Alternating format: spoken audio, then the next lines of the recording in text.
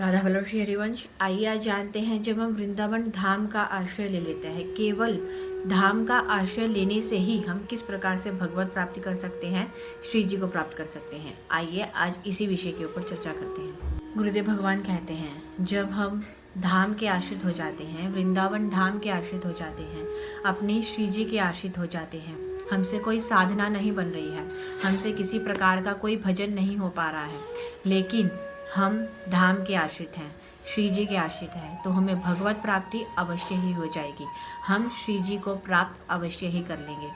लेकिन अगर हम साधना कर रहे हैं, लेकिन हमारा आश्रय धाम का नहीं है, श्री जी का नहीं है, हम प्रभु के शरणागत नहीं हैं, अपने गुरु के शरणागत नहीं हैं, तब हमारा कल्याण होने में संदेह हो सकता है।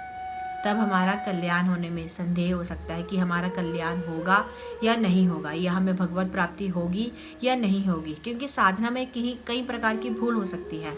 हमारी साधना अच्छी भी हो सकती है और उसमें किसी प्रकार की कोई त्रुटि भी हो सकती है। हम केवल आश्रित हैं, धाम के आश्रित हैं, श्री जी के आश्रित हैं, अपने गुरु के आश्रित हैं, तो हमें भगवत प्राप्ति अवश्य हो जाएगी। हम श्री जी को अवश्य ही प्राप्त कर लेंगे।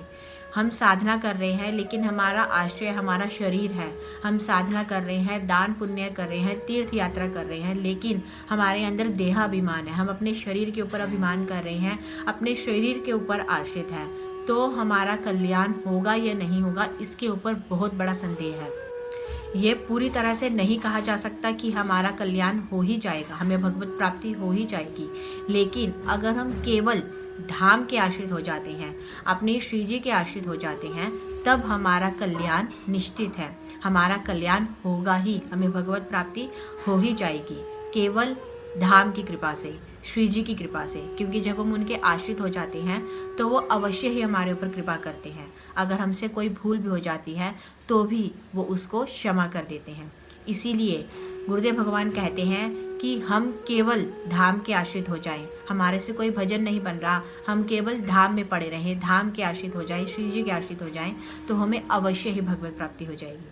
गुरुदेव भगवान कहते हैं कि हम अनेक जन्मों से इस संसार में भटक रहे हैं। कभी हमारा जन्म होता है, कभी हमारी मृत्यु होती है, हम इसी काल चक्र में घूमते रहते हैं। जो मानव जीवन है वो केवल भगवान को प्राप्त करने के लिए है, भगवत प्राप्ति करने के लिए, ताकि हमारा दोबारा जन्म ना हो, हमें दोबारा से इस पृथ्वी पर जन्म लेकर ना आना पड़े। इसीलिए हम भगवत प्राप्ति करते हैं, प्रभु को प्राप्त करते हैं, और ये केवल मानव जीवन में ही हम कर सकते हैं। अन्य योनियों में ऐसा करना संभव नहीं है। संसार में हमें सुख का आभास होता है कि ये संसार में बहुत ज़्यादा सुख है, इस संसार के भोगों में बहुत ज़्यादा सुख है। अगर हम ये कर लेंगे तो हमें सुख प्राप्त होगा, अगर हम धन को प्राप्त कर लेंगे तो हमें सुख प्राप्त होगा, जबकि वास्तव में ऐसा नहीं है।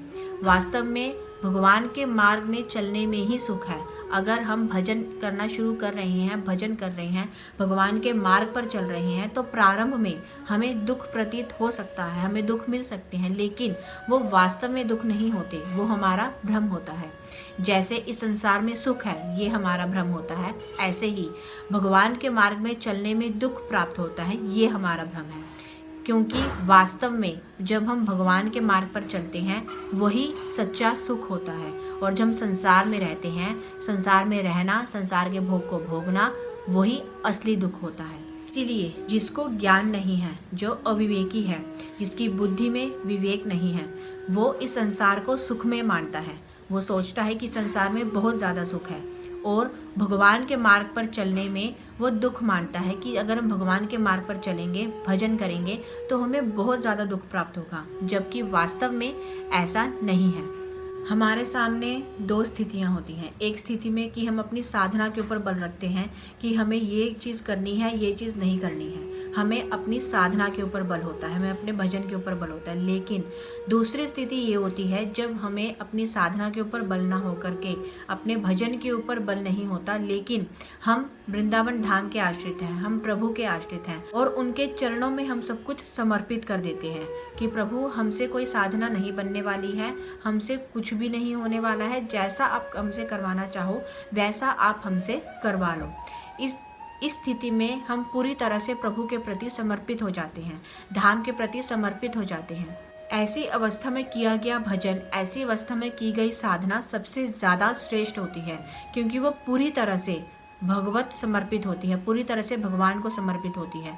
अगर हमसे कोई भूल हो भी जाती है ऐसी स्थिति में, तब भी भगवान उसको क्षमा कर देते हैं, धाम उसको क्षमा कर देता है। ये भगवान कहते हैं सबसे मंगलमय बात यही है कि हम अन्य समस्त साधनों को छोड़कर, अन्य समस्त साधनों को त्याग कर केवल श्री धाम वृंदावन का आश्रय ले लें। हमारे जीवन में प्रारब्ध के अनुसार, वासनाओं के अनुसार जो भी घटित हो रहा है उसके ऊपर हम बिल्कुल भी ध्यान ना दें, हम केवल वृंदावन धाम का आश्रय ले लें। इस बात की चिंता बिल्कुल भी ना करें कि हमसे भजन हो रहा है, हमसे भजन नहीं हो रहा है, या फिर हम वृंदावन में वास कर रहे हैं या वृंदावन में वास नहीं भी कर रहे हैं। अगर हम वृंदावन में वास कर रहे हैं और श्री धाम वृंदावन का आश्रय है, तब भी हमारी भगवत प्राप्ति निश्चित है। और अगर हम वृंदावन वास नहीं कर पा रहे हैं, जो लोग वृंदावन से बाहर रहते हैं, वृंदावन में वास नहीं कर पा रहे हैं, लेकिन वो पूरे मन से श्रीधाम वृंदावन के प्रति समर्पित हैं, श्रीधाम वृंदावन के प्रति आश्रित हैं, तो उनको भी भगवत प्राप्ति वैसे ही होगी वृंदावन वास करने पर जिन लोगों को होती है। इसीलिए वृंदावन धाम का आश्रय अवश्य ही रख लें जो वृंदावन से बाहर रह रहे हैं, जो किसी कारणवश वृंदावन में वास नहीं कर रहे हैं, और वो ये चाहते हैं कि जो वृंदावन में वास करते हैं उन्हीं की तरह हमारी भी गति हो, उन्हीं की तरह हमें भी भगवत प्राप्ति हो जाए। तो केवल उनको यही करना है कि श्रीधाम वृंदावन का आश्रय ले लेना है। गुरुदेव भगवान कहते हैं कि श्रीधाम वृंदावन में ही श्री राधा रानी जी के दर्शन संभव है। इसीलिए भक्तगण ये प्रार्थना करते हैं कि हे प्रभु, मुझे सद्गुण नहीं, मुझे दुर्गुण चाहिए, जिससे मुझे ये अनुभव हो सके कि मैं बहुत ही नीच हूँ और वृंदावन धाम के अलावा मेरा कोई और कल्याण नहीं कर सकता। जब श्री लाडली जो ये देखेंगे कि मेरा ये भक्त पूरी तरह से समर्पित होकर श्री धाम वृंदावन का आश्रय ले चुका है, उसी क्षण मेरा उद्धार हो जाएगा, क्योंकि लाडली जो उसको अवश्य ही स्वीकार करती हैं जो श्री धाम वृंदावन का आश्रय ले लेता है। अगर आपको वृंदावन वास मिल चुका है तो आपके शरीर की कैसी भी स्थिति क्यों ना हो, कभी भी वृंदावन से बाहर नहीं जाना चाहिए।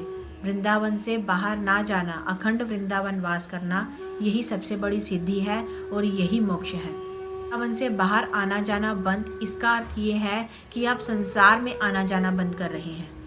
और यदि हम वृंदावन में वास कर रहे हैं और आचार्य पद्धति से भजन कर रहे हैं, तब हमारे हृदय में श्री जी की दुर्लभ सेवा पद्धति स्वतः ही प्रकाशित हो जाएगी और हमें श्री जी की सेवा करने के लिए दिव्य सहचरी वपु प्राप्त होगा। इससे आज हमने जाना कि जब हम वृंदावन में वास कर रहे हैं या फिर हम वृंदावन में वास नहीं कर रहे हैं, लेकिन अगर हम श्रीधाम वृंदावन का आश्रय ले लेते हैं, श्री जी का आश्रय ले लेते हैं, तो हमारी भगवत प्राप्ति सुनिश्चित हो जाती है। हमसे भजन हो पा रहा है, हमसे भजन नहीं हो पा रहा, इस बात के ऊपर ध्यान ना देते हुए श्रीधाम वृंदावन का केवल आप आश्रय ले लीजिए, उसी से आपको श्री जी की प्राप्ति हो जाएगी, उसी से आपको भगवत प्राप्ति हो जाएगी। ये अपने मन में सदैव वृंदावन धाम का आश्रय रखिए और श्री जी का आश्रय रखिए, तभी हम भगवत प्राप्ति कर पाएंगे। राधा वल्लभ श्री हरिवंश।